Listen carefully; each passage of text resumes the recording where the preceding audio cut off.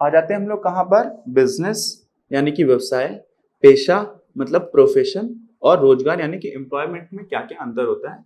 सारे अंतर है, बहुत ही आसान है, एक बार देख लेते हैं। हम लोग रोजमर्रा की जो भी हमारी जिंदगी है उसमें हम लोग कई बार पेशे और धंधे और इन सबको ऐसा अंतर नहीं करते हैं, लेकिन यहाँ पर तीनों में डिफरेंस है।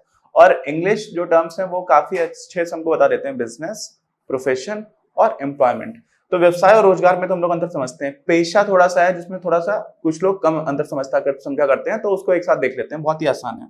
देखिए, सबसे पहले तो बात है कि स्थापना कैसे होगी, उसका एस्टेब्लिशमेंट कैसे होगा।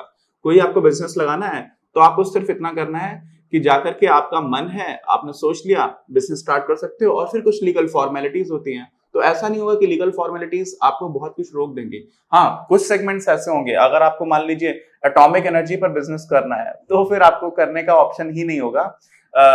धीरे धीरे खुलते जा रहे हैं बहुत सारे सेक्टर्स, लेकिन कुछ ऐसे सेक्टर्स हैं जहां पर आपको परमिशन की जरूरत पड़ सकती है, हजार्डस केमिकल्स वगैरह है। लेकिन आमतौर पर आपको बिजनेस खोलना है तो आपको दिक्कत नहीं आएगी। बहुत सारी चीजें ऐसी हैं जहां पर खुल सरकार ने अलाउ कर दिया है।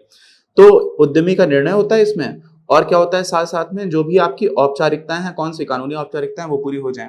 तो ये अब प्रोफेशन अगर आपको कोई स्टार्ट करना है, आपको अगर डॉक्टर बनना है, आपको अगर लॉयर बनना है, आपको अगर चार्टर्ड अकाउंटेंट बनना है, तो फिर क्या करना पड़ेगा, तो फिर आपको एक सर्टिफिकेट की जरूरत होती है, क्वालिफिकेशन की जरूरत होती है, और साथ में एक प्रोफेशनल बॉडी होती है, जैसे institute of chartered accountants of India.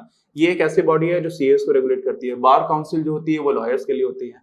तो इस तरह की बॉडीज भी आपको क्या होना पड़ता है, किसी व्यावसायिक संस्था की सदस्यता आपको मिलनी होती है, और साथ में आपको व्यवहारिक योग्यता का प्रमाण पत्र होता है कि आप, हाँ, आपने एलएलबी कर लिया, उसके बाद से जैसे मुन्ना में एमबीबीएस आपने देखा था, तो आपके पास एमबीबीएस डिग्री तो आप डॉक्टर बोल सकते हो। हालांकि और तरह के डॉक्टर्स भी होते हैं, बीएएमएस भी हैं, बीएचएमएस भी हैं।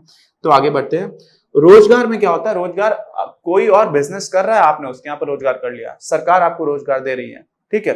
तो रोजगार में क्या होता है, आपको एक लेटर दे दिया जाता है, ज्वाइनिंग लेटर, और साथ में सर्विस रूल्स होते हैं।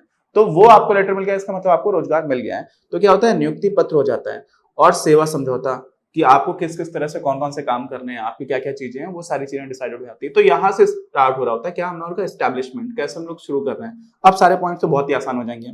प्रकृति क्या होती है कार्य की, भाई इनका काम होता है वस्तुओं और सेवाओं को बनाना।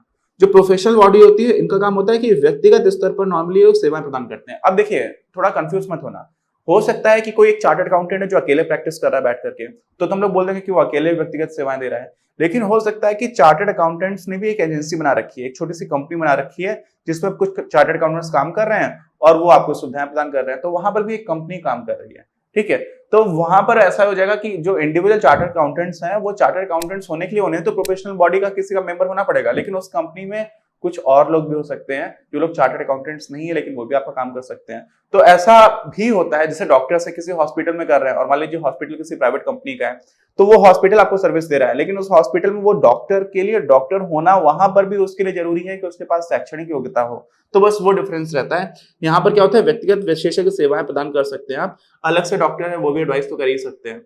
फिर यहाँ पर क्या हो जाता है, जब आपकी रोजगार की बात होती है, सेवा समझौता होता है, वो बताता है कि क्या काम करना है क्या नहीं करना है। तो सेवा के नियमों के अनुसार जो आपको बताया गया है वैसे ही आपको काम करना रहेगा। अच्छा, योग्यता, बिजनेस खोलने के लिए आपको किसी तरह की योग्यता की आवश्यकता नहीं है। आप पढ़े लिखे हैं, आप पढ़े लिखे नहीं हैं, आपको हिंदी आती है, आपको इंग्लिश आती है, कोई फर्क नहीं पड़ता, ठीक है।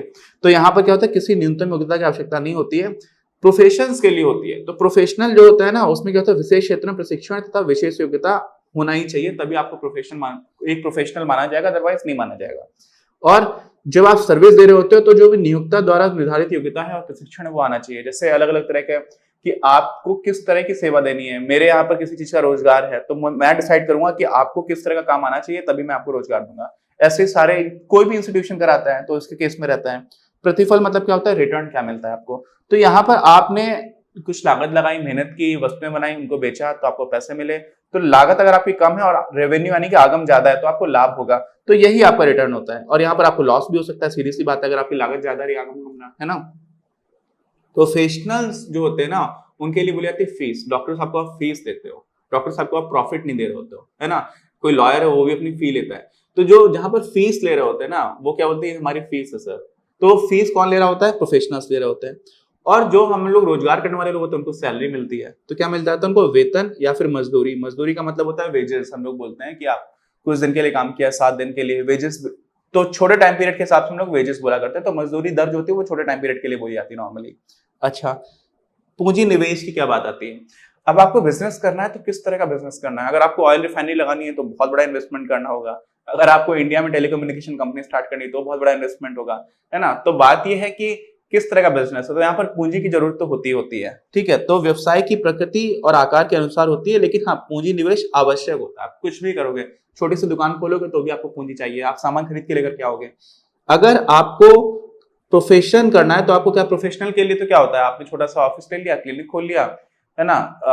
आप बैठ गए हो, एक हो सकता है एक और इंसान को रख लिया जो आपको लोगों को लाइन से आने के लिए बोल रहा है, बस इतना काम है उसका, बेसिक हिसाब किताब रखने का काम है, बस इतना करना है। तो आपको कोई बहुत ज्यादा निवेश की जरूरत नहीं है जब आप एक प्रोफेशन वाले लाइन में हो गए हो तो यहाँ पर कोई ऐसे पूंजी की आवश्यकता होती है, बट बहुत कम।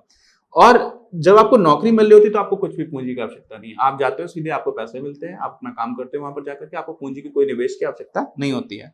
जोखिम, निश्चित रूप से बहुत ज्यादा जोखिम होता है। जब आप व्यवसाय करो तो लाभ भी हो सकता है, घाटा भी हो सकता है। ठीक है, तो लाभ अनिश्चित होता है और अनियमित जोखिम रहता है।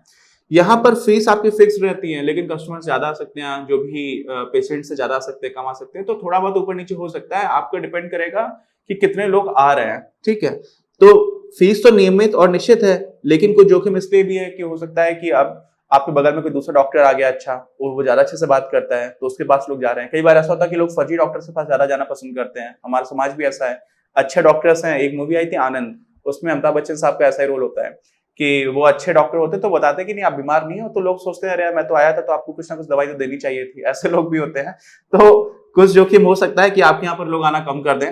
लेकिन अगर आप एम्प्लॉयड हो, आपको रोजगार मिला हुआ है, तो आपकी सैलरी फिक्स्ड है, आपके सारे पर्क्स भी फिक्स्ड है, तो आप यहाँ पर आपको कोई जोखिम नहीं होता है।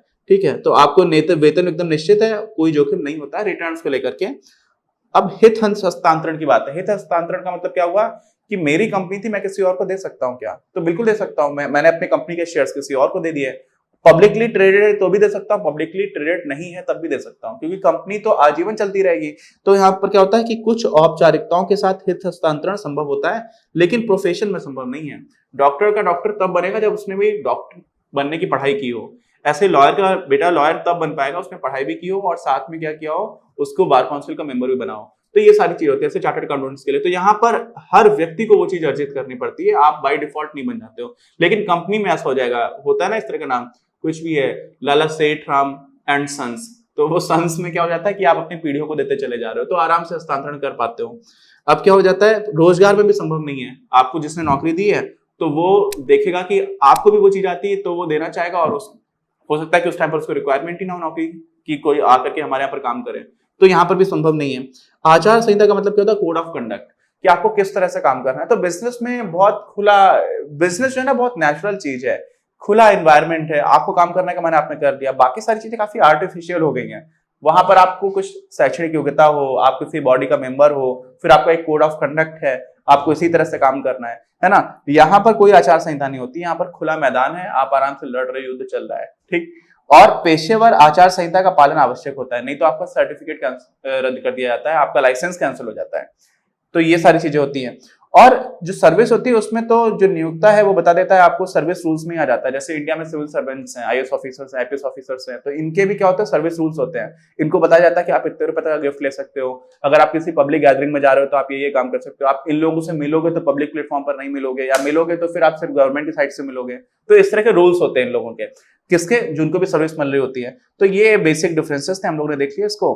और अब मिलते हैं हम लोग अपने अगले वीडियो में। अगर आपने वीडियो चैनल सब्सक्राइब नहीं किया तो प्लीज सब्सक्राइब द चैनल और बाकी लोगों के साथ भी शेयर करिए, है ना? साथ में सारे लोग आएंगे, कम्युनिटी स्ट्रांग होगी, तभी सारे लोगों को फायदा होगा। मिलते हैं हम लोग अपने अगले वीडियो में।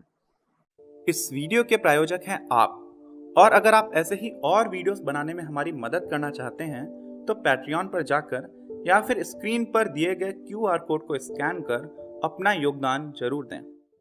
अपनी क्लास का उद्देश्य आप सभी के लिए आप ही की भाषा में गुणवत्तापूर्ण शिक्षा उपलब्ध कराना है।